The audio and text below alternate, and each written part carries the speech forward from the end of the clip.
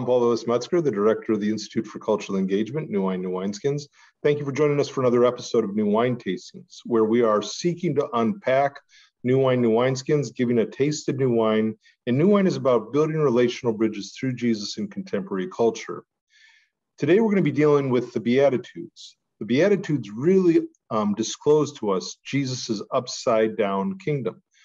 We've been dealing with a series on the Beatitudes, going through all the Beatitudes, and today we're dealing with the subject matter of meekness, the third Beatitude. Blessed are the meek, for they shall inherit the earth.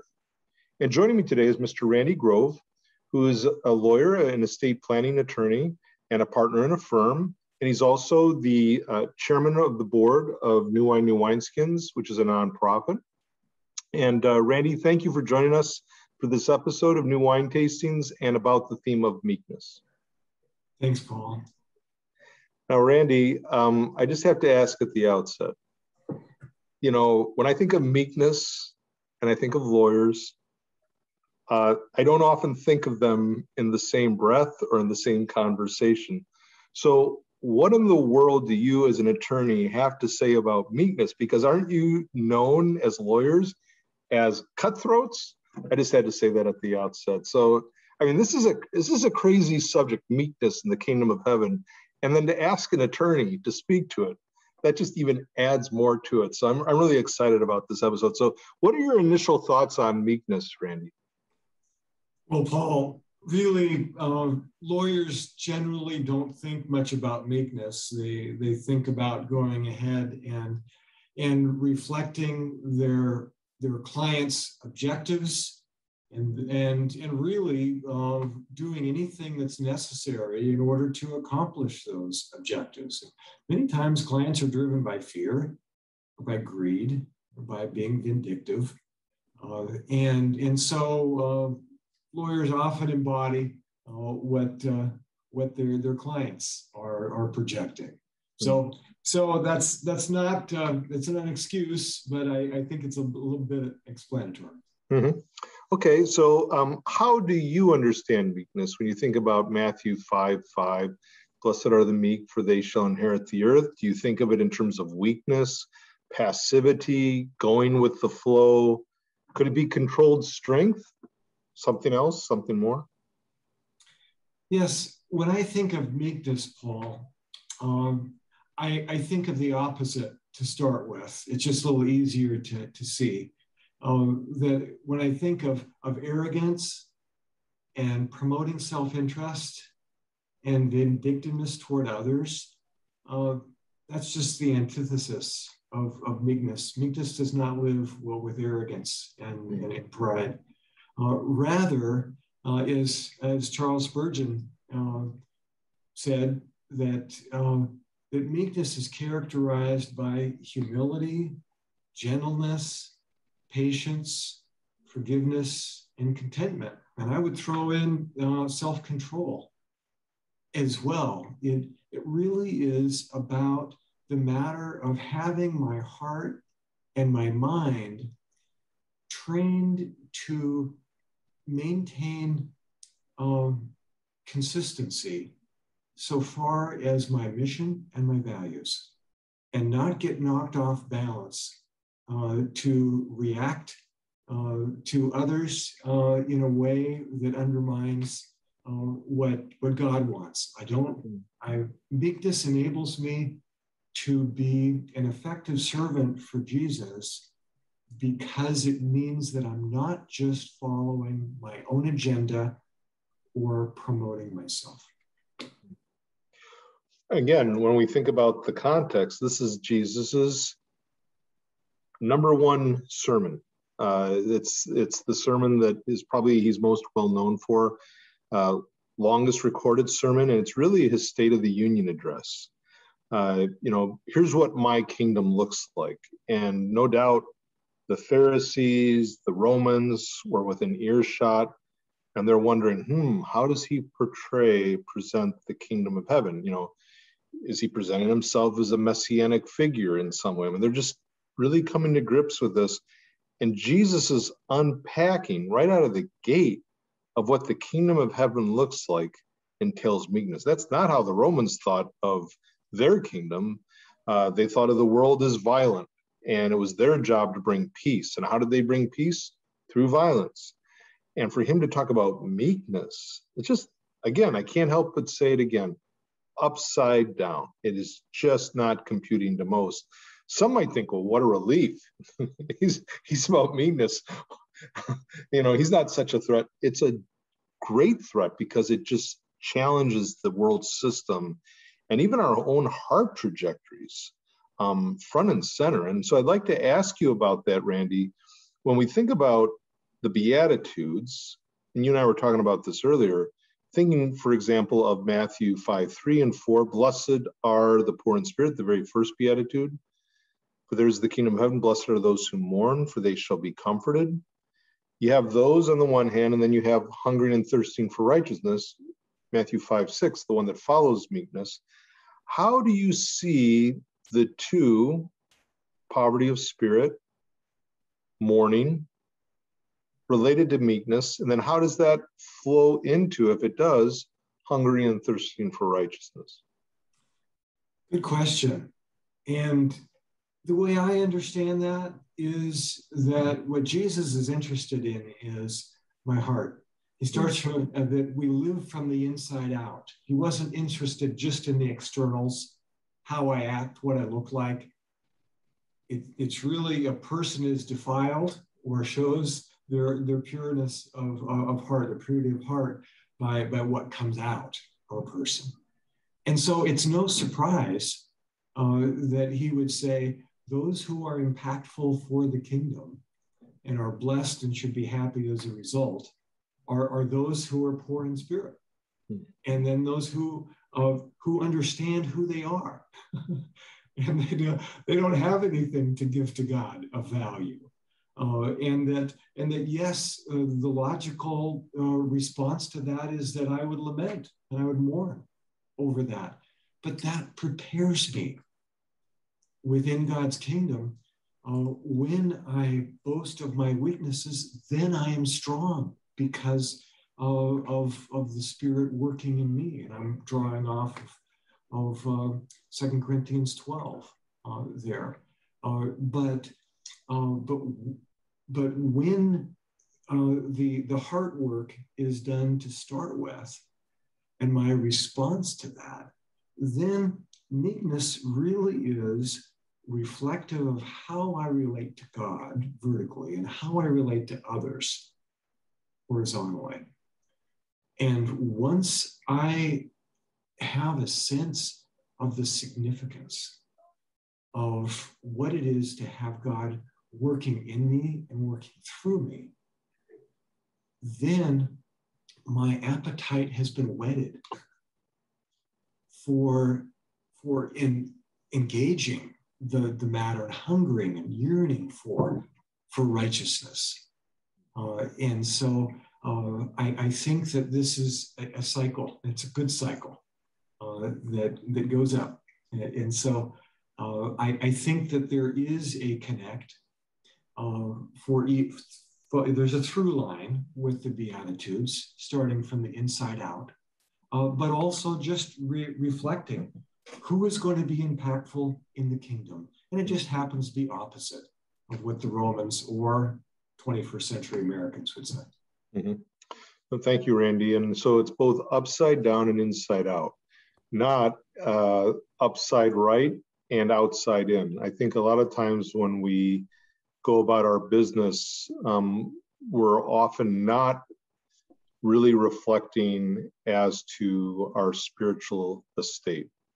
When we think of Proverbs, it talks about above all else, Proverbs 4:23, above all else, guard your hearts, for it is the wellspring of life. Jesus talks about it's not what goes in, but what comes out. And he talks about the passions and our desires and how they get in the way of God, to seek first God's kingdom and his righteousness, and these things will be added unto us. So it's a real challenge to us that, whereas the world system would say the way you transform is from the outside in and you conform, Jesus is calling us to be transformed. And we can't bring about, I think you would be the first to say this in light of your reflections on the Beatitudes, to be poor of spirit. I don't create that sense of poverty of spirit. I don't foster that, or that sense of mourning, or that sense of meekness. But as I'm confronted with the reality of Jesus Christ, that changes everything. And, Matthew 5 flows from Matthew 4. In Matthew 4, Jesus comes out of the wilderness, starts his public ministry, healing, teaching, casting out demons. People are drawn to him. Goes up on the mount, chapter 5, sits down, his disciples come to him. He begins to teach them, saying, and then this flows, but it's all flowing out of his disclosure, his calling them to himself. As Bonhoeffer says, we don't call him, he calls us. So I think it all starts from as we're confronted with the reality of Jesus Christ and we're undone by him, that it should flow. I mean, it supernaturally flows that we would become poor of spirit, we would mourn, we'd become meek, because for one, that's who he is. He is gentle and humble in heart, and we will find rest for our souls. So I really appreciate how you're talking about that internalized dimension, which we can't bring about.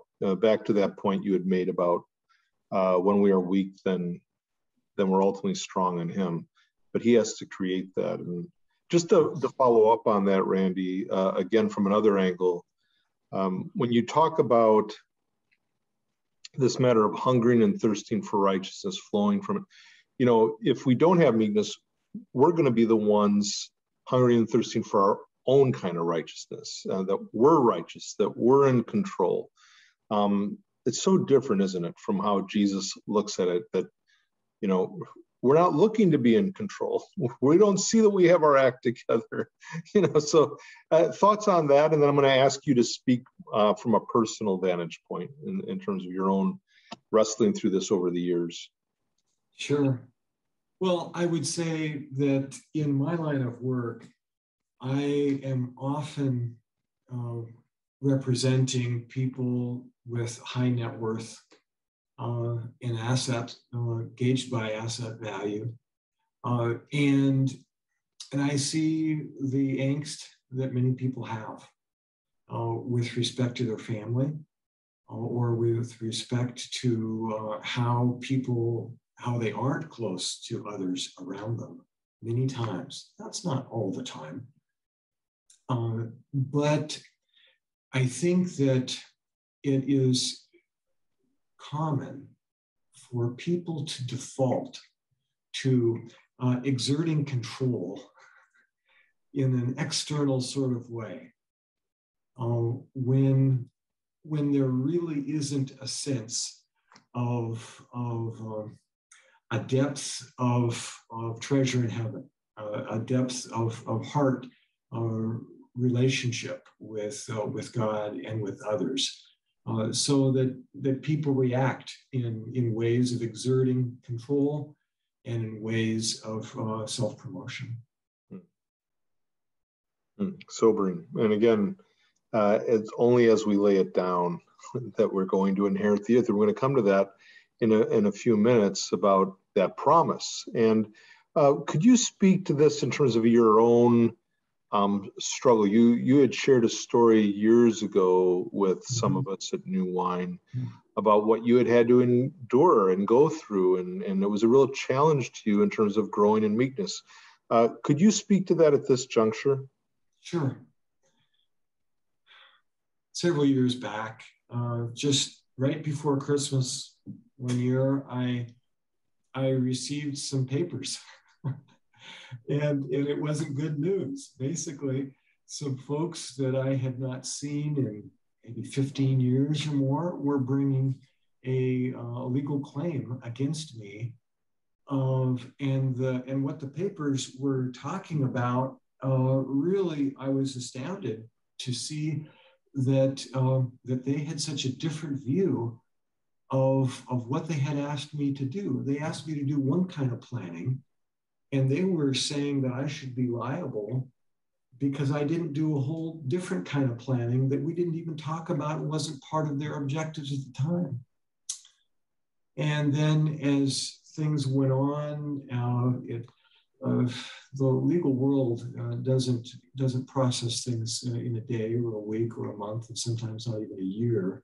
a couple years. But as their position came out further, and as they were scrutinizing what I was saying in my file and my notes, and I saw that they were not connecting the dots in a way that reflected an accurate picture of what they'd asked me to do.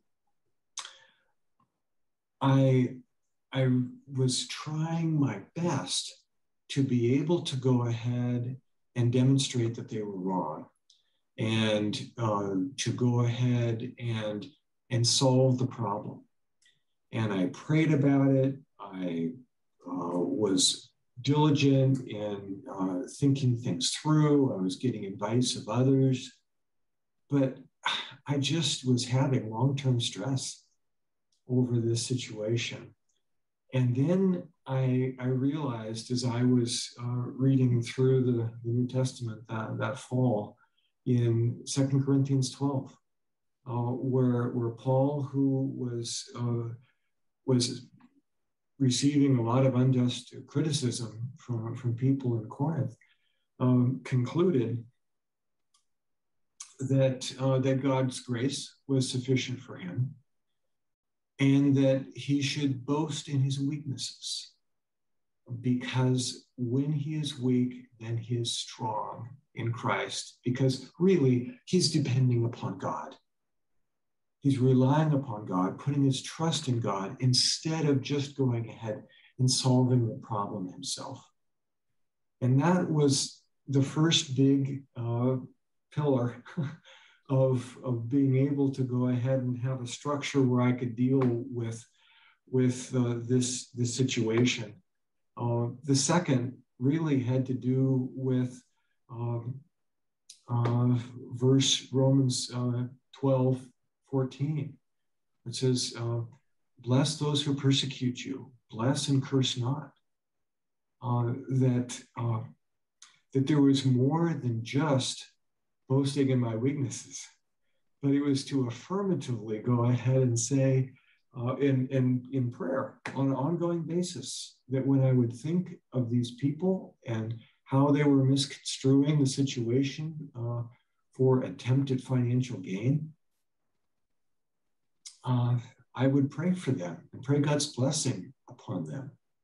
And also that God's truth would come to light, but my orientation switched from trying to prove them wrong and doing my best at that, to instead praying God's blessing on them and surrendering to God. That's another key aspect of meekness, is that when I surrender and acknowledge that God is the one who's in control, and that I simply need to be living out the life that he's given me to live, then I can have freedom even in the midst of high stress. And the situation did ultimately resolve in a reasonably favorable manner. And there was a lot of letting go associated with that. But that was really a pivotal experience of my life. I'd never had that kind of thing happen before or since. And it took me to a deeper level of what it means to depend upon God. Were you thinking about "Blessed are the meek, for they shall inherit the earth"? Was that a text that came to your mind at that time, or what gave you even the perspective to get to that point of realizing you didn't have enough of what it takes, even though you're very competent, and Yes. Paul was very competent, but somehow or another he came to the point he couldn't do it in his own strength, I really think. And I think for people who are highly motivated, high functioning, it's the lie that one can easily live, that one can conquer it, one can argue one's way, and and to be. But was it meekness? Was it this text that stood out to you in that regard? What led you to that point of saying, I need to be weak? What was it that led you to say, I'm going to pray for them? Yes. Well, really, it was the aspect that over a period of a number of months, and doing everything that I could, And I was represented as well by an attorney, and there was an expert witness, and all kinds of things where I was right on the one hand. But could I prove I was right? No, I can't prove. I couldn't prove that I was right.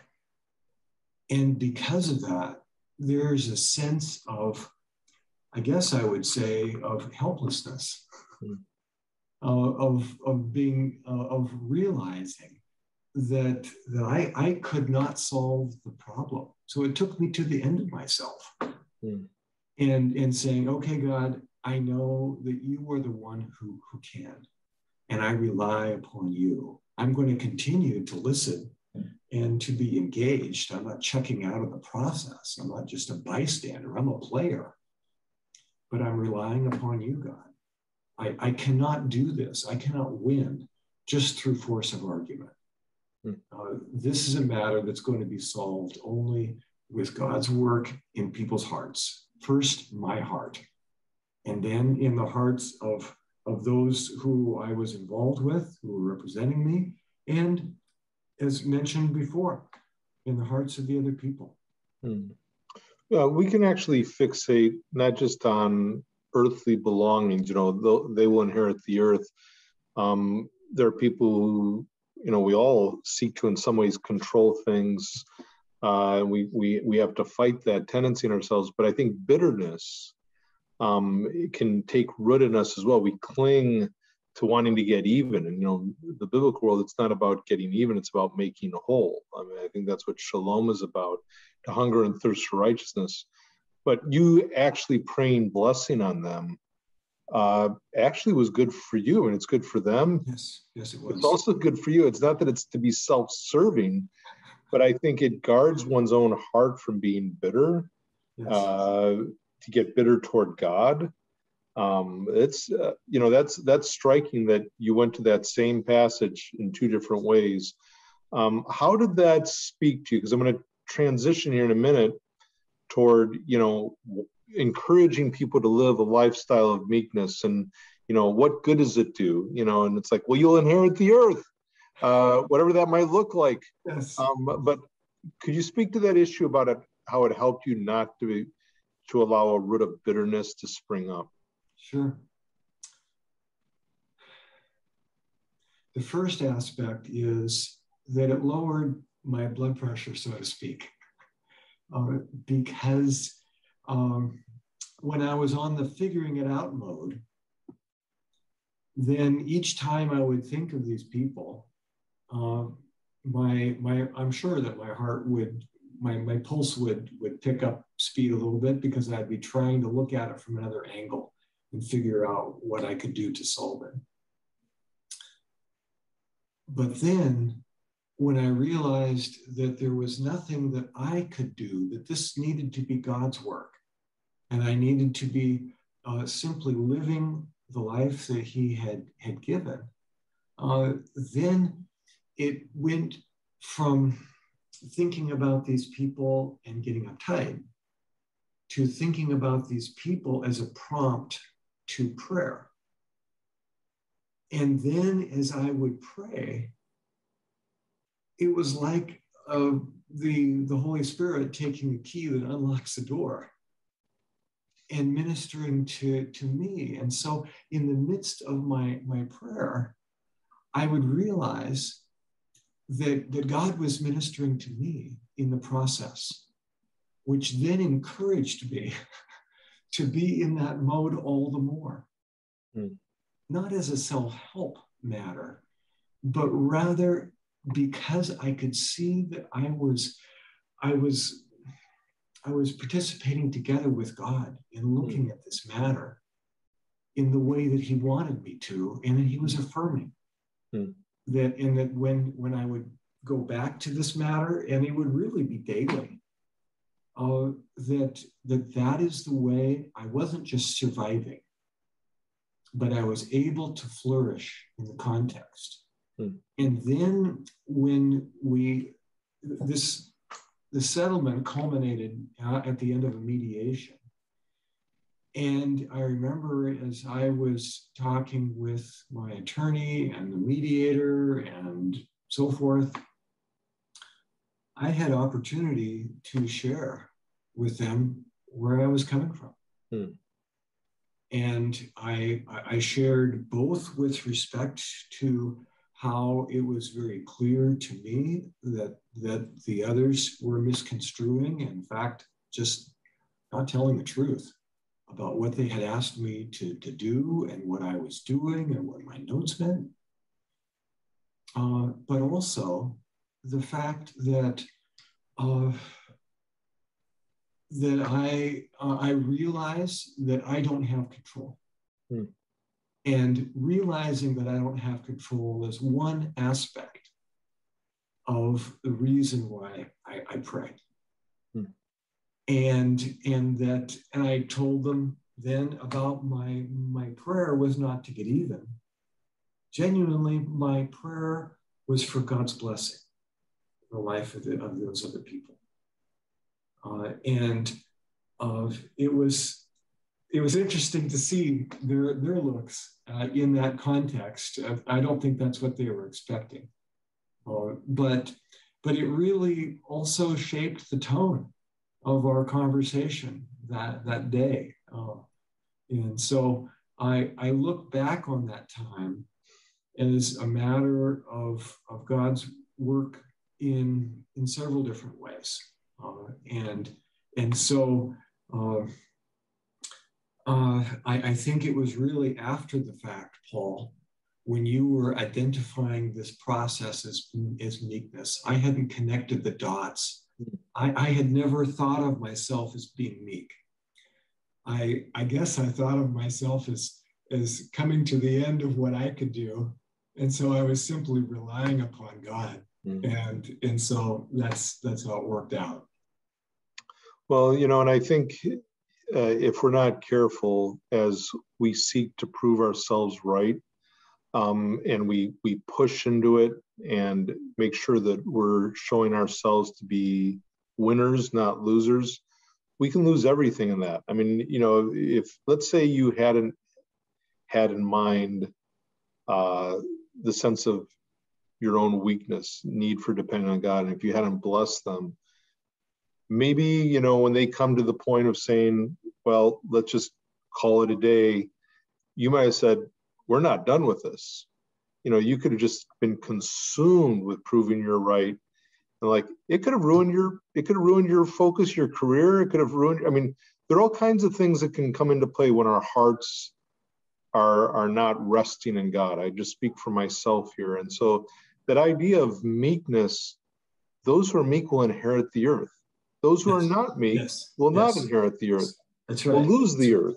And again, the paradox of that, given that he's in the context of being an oppressed people group under Rome, Rome thinks it's already inherited the earth. Yes. And they haven't. And they're not going to keep it forever because, one, they don't do it by way of meekness. I can prove myself right, whether it's with my kids or students or in a debate. But, I remember what Floyd McClung said of YWAM, who Joe Aldrich, former president of Multnomah, said, people don't care how much you know until they know how much you care. So it's like, it's not proving we're right.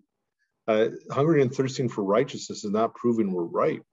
It's not our rightness, it's God's rightness, which looks very different. And so as we transition it toward inheriting the earth, that promise, which is really striking. And again, you work in the realm of helping people with their estates.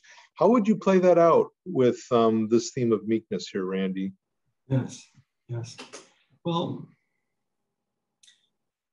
it's an interesting thing. If we look at, say, Psalm 37, it has the backdrop of people who are upset because of the fact that wicked people are getting ahead. And so there's the aspect of trusting God, delighting in him, committing your way to him. And then ultimately in verse 11, it says, but the meek will inherit the land and enjoy great peace. And arguably, what the first 10 verses are talking about when they're giving various directions about how to be responding to God in the midst of the evil folks getting ahead, or apparently so. Also is right into the same conversation so far as what it means to inherit the earth. Interestingly, back in verse 4 of Psalm 37, it says, delight yourself in the Lord and he will give you the desires of your heart. Wow, I'll sign up for that one twice. That's a wonderful thing. And so this leads us toward the path of being able to go ahead and enjoy. Do I have the capacity to enjoy a sunset? Do I have the capacity to enjoy flowers? Do I have the capacity to enjoy unremarkable times with my grandchildren? And so this is not just one place in Scripture, but the matter of the fruit of being committed to God, being meek toward him, is that he will give us the capacity to enjoy. And then I think that God also provides opportunity. He provides relationships. He provides all kinds of blessings that we could never figure out for ourselves. Mm-hmm. And that when we're meek toward him and toward others, it's the pathway for all kinds of great things that I could never go ahead and just sign on a dotted line, give a check, and be able to deliver on. And it is so true that if I seek to go ahead and gain enjoyment and satisfaction, fulfillment, just through earning money and just through spending money, that's really hollow. However, Romans 12 also talks about a gift of giving, a spiritual gift of giving, and doing so with liberality, generosity. And so I also work with many people and have conversed with many who understand that, who understand that their life it's not just about them. It's about living out the role that God has for them in his kingdom, and then taking great delight in being able to go ahead and essentially become charitable investors in God's kingdom. And so it really looks like whether I have a closed system and I'm doing my thing, and God should be pleased because I'm doing something, I'm writing a check. That's hollow. That's not really coming from the inside out. Mm-hmm. But when I am either earning or investing for God's kingdom from the inside out, it's a whole different experience and a whole different level of blessing. So that's a thought. Very good. And thank you, Randy. And as we come to a close today, I'd like to ask one last question. And that is, for those who are pondering this, hopefully all of us, as Jesus calls us to meekness, to live into his life reality, what would a lifestyle of meekness look like? Why would one want this? Why is this something that's really that desirable? I mean, I would hope we desire it. I hope we would say this is compelling, but maybe it's not. How in the world would you and your loved ones benefit from it and be meek to others? I mean, a lifestyle of meekness, that's right. What would that look like? Why would one want it? And yet we could ask from the other side, what's the alternative? So, Randy, your closing thoughts on this one? Sure. Yeah. It really depends on whether I just give lip service to the aspect of the upside down values of God's kingdom of heaven, or whether I really believe it. Because if I really believe it, then the matter of being meek toward God and toward others is a powerful, powerful thing. It says in Romans 12:21 to not be overcome by evil, but overcome evil with good. How do you do that? How do you not just want to do an eye for an eye? How do you not want to just double down in the situation? Well, it's a matter of having a transformed mind and a transformed heart. How does that happen? It doesn't happen just by knowing Bible verses. It doesn't happen just by listening to sermons or praying or writing a check. It really is a work of God's grace. Mm-hmm. When I respond to him on a level of seeing that it's the upside down values of his kingdom that are really going to make the impact. And that when I engage that, it's going to have a more powerful impact in my life in transforming me and also in others around me. And it's simple things. Like my wife and I have 4 adult children. And if we were trying to be helpful toward them by telling them what we think they ought to be doing in various areas of their lives, when they're married and they have children of their own and so forth, if we're just volunteering advice, even well-meaning advice, boy, that can sound controlling and be kind of sour fruit. But if I take an approach where I tell my children how much I'm learning from them, how they are inadvertently mentoring me, that bears different kind of fruit.